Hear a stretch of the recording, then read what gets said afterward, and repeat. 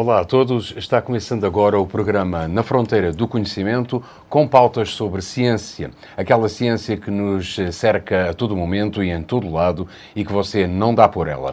Um programa que vai ao ar aqui no canal 10 da NET São Carlos, com um toque sutil, luso-brasileiro e sempre com um convidado especial que conversará sobre assuntos de interesse nas áreas de ciência, tecnologia, inovação, ensino e educação.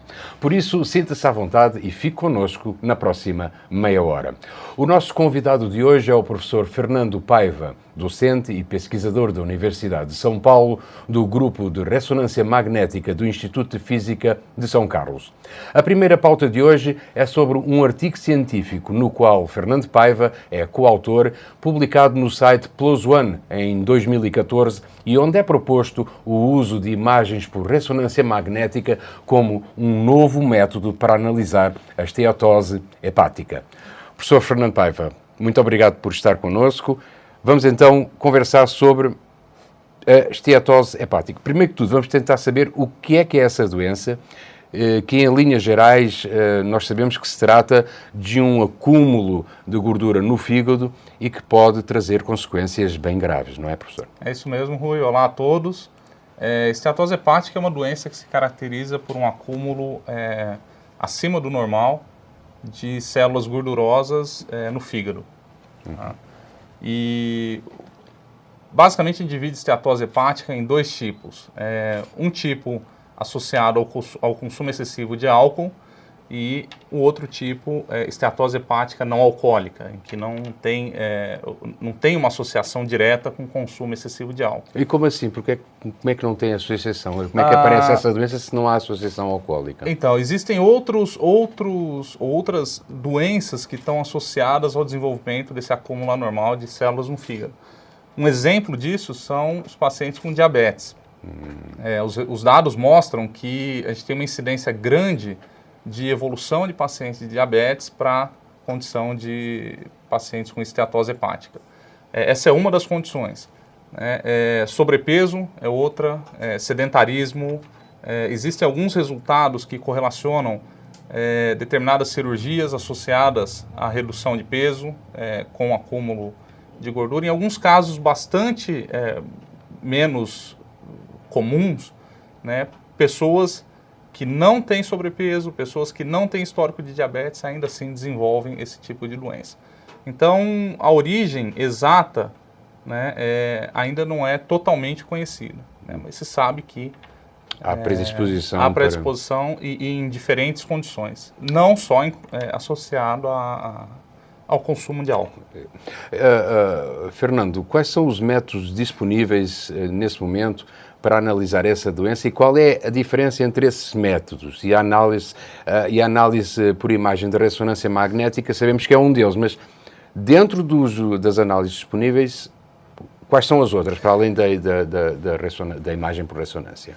Uma coisa boa da gente ressaltar é o seguinte: esteatose hepática é uma doença que tem cura, tá? Só que é importante que você consiga diagnosticar e acompanhar o tratamento para ter certeza de que isso está sendo de alguma forma efetivo, tá certo? A forma de se acompanhar isso, a forma de se diagnosticar, tá? Ela passa por exames clínicos, então exame de apalpação, o médico já no exame clínico consegue detectar alterações associadas ao acúmulo de gordura no fígado, normalmente quando o estágio já é um pouco mais avançado. Exames de imagens, então a gente tem, por exemplo, ultrassonografia, que é utilizada como um dos métodos de diagnóstico rápido, muito embora a ultrassonografia não seja um método quantitativo. Claro. Então talvez essa seja a grande limitação do método, você é capaz de dizer se tem ou se não tem gordura. Certo. Mas avaliar principalmente o tratamento, para saber o quanto está reduzindo, em termos de avaliação esse método é limitado. E, em muitos dos casos, a única forma de efetivamente se quantificar o quanto se tem de gordura, saber o quanto se tem ali dentro, é fazendo uma biópsia hepática. Mas isso é bem doloroso, Isso é muito incomodativo. Exatamente. O grande problema da biópsia hepática é que, além de ser um método invasivo, que obviamente está associado a desconforto do paciente, muito embora se faça sob anestesia, você tem que efetivamente ir lá e tirar um pedacinho do fígado do paciente para que esse pedacinho seja avaliado, tá certo? Além disso, a esteatose ela pode ser focal ou pode ser distribuída ao longo do fígado. Isso traz para a biópsia uma limitação, porque você não consegue acessar qualquer parte do fígado, né, de fora para dentro, e uma vez que você não consegue, você corre o risco de, eventualmente, pegar uma parte do fígado em que você não tem acúmulo de gordura, muito embora exista no global um acúmulo maior de gordura, e não detectar. É um falso positivo, que Esse nós seria, chamamos de falso... na verdade, esse seria o falso negativo. Falso negativo, né? exatamente. O falso positivo seria o contrário, contrário. Você dá o azar de biopsiar exatamente em cima de um nódulo pequeno de gordura, de tal forma que naquela sua amostra o percentual de gordura é muito alto, mas ele não é representativo do percentual total do fígado. Tá? Então esse seria o falso positivo. Além disso, existem limitações da técnica em si, né? Então alguns resultados mostram que da ordem de 20% dos resultados de biópsia, ainda que feitas por bons hepatologistas, né, ou por bons patologistas, bons técnicos, né, existe uma variabilidade intrassujeito e intersujeito da ordem de 20%. Né? Então, isso obviamente é um problema para quando se pretende dar um número para aquela doença, né, ou dar um número para aquela condição patológica, e a partir desse número se definir se o tratamento está sendo ou não efetivo.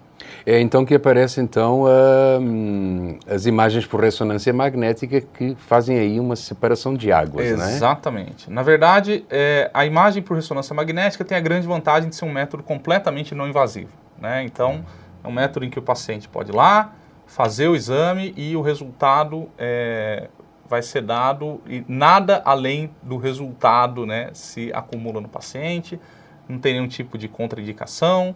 Tá? Não há invasão? Não há invasão. Não. O desconforto é um desconforto natural de o paciente ter que ficar dentro daquele tubo da ressonância, né?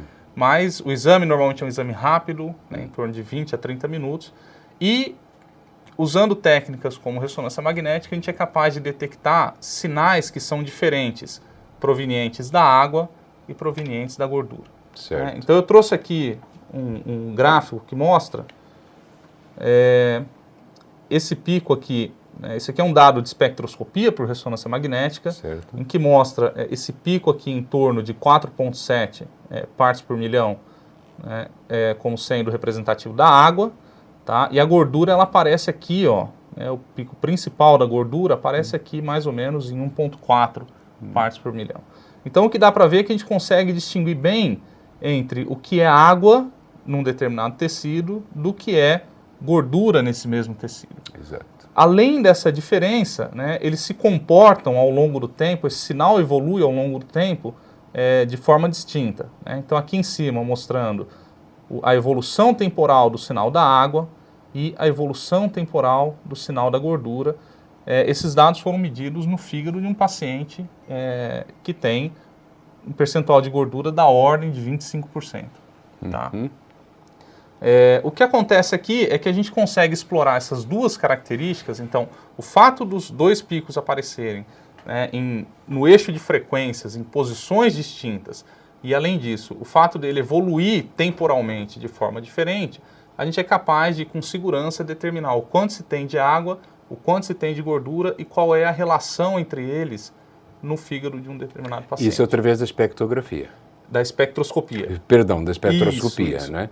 Mas esse mesmo, o sinal de ressonância magnética, ele independe do fato de ser coletado utilizando técnicas de espectroscopia ou de imagens. Então, a mesma característica que o sinal que eu estou mostrando aqui, né, tem no caso de espectroscopia, de dados de espectroscopia, ele tem também na imagem. Né? A gente pode ver isso aqui, nesse caso, em que eu tenho duas imagens aqui, né, axiais, né, de um paciente, do abdômen de um paciente. Então, aqui mostrando o fígado desse paciente, né, e a principal diferença entre essas duas imagens, a imagem da esquerda e a imagem da direita, é que em uma delas a gente ajusta os parâmetros para a coleta desse dado de tal forma que o sinal da água e o sinal da gordura estão completamente fora de fase entre si.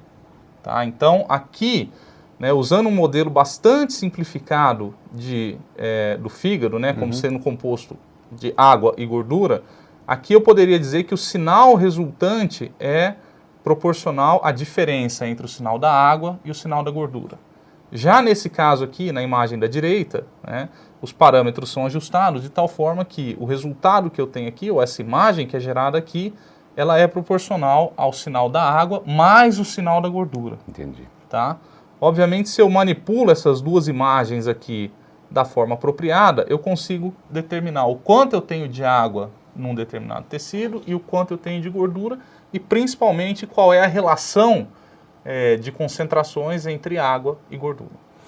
De qualquer forma, as imagens por ressonância magnética exigem uma certa disciplina do paciente ou da pessoa que está sendo, digamos, sujeita a essa. É um pouco incómodo, não é? Porque a pessoa não pode... Quer dizer, se você quiser ter uma imagem real, uma imagem bem definida, o doente, o paciente, não se pode mexer, porque senão você estraga tudo, não é? Exatamente. Talvez esse seja o grande desafio, né, dessa área de imagens ou mesmo de espectroscopia por ressonância magnética, né? A qualidade dos dados, ela depende de uma coleta sistemática na mesma região ao longo de todo o tempo. Tá?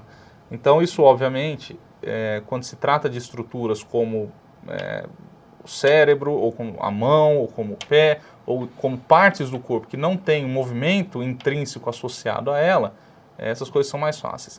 Na região abdominal isso é mais complicado, porque, obviamente, o paciente que está ali fazendo exame, ele está respirando, né? Ele é feito, normalmente esse exame é feito sem sedação, tá? Então, exceto em casos muito particulares, esse exame é feito com o paciente acordado, né? Então ele está respirando, tem batimento cardíaco, isso obviamente os órgãos internos, né, contribui para alguma indefinição da imagem. Exatamente. Mas não compromete. Não, principalmente porque parte do nosso trabalho é desenvolver métodos que permitam que essa aquisição seja feita sistematicamente da mesma forma. Entendi. Tá? Então, o que a gente tem buscado cada vez mais é desenvolver técnicas que possibilitem a aquisição rápida, de tal forma que a gente possa evitar intervalos extensos onde vários ciclos de respiração acontecem e, mais do que isso, sincronizar as aquisições usando como marcador, por exemplo, o diafragma. Então a gente tenta fazer as aquisições, muito embora elas sejam feitas ao longo do tempo e o paciente está respirando, né, a gente tenta sincronizar a aquisição de tal forma que a aquisição seja feita sempre no mesmo ciclo respiratório. Tá? Então, ou só em inspiração, ou só em expiração, e dessa forma a gente tenta minimizar os efeitos causados por movimentação. Muito bem, nós estamos chegando ao final da primeira parte desse nosso programa. Muito rapidamente, assim, telegraficamente, as imagens por ressonância magnética são realmente o futuro? Eu acredito que sim. Né? Principalmente pelo fato de que imagens por ressonância magnética permitem não só uma avaliação não invasiva, mas uma avaliação quantitativa, né, do percentual de gordura no fígado e, obviamente, isso representa uma grande vantagem quando a gente compara com os métodos atuais.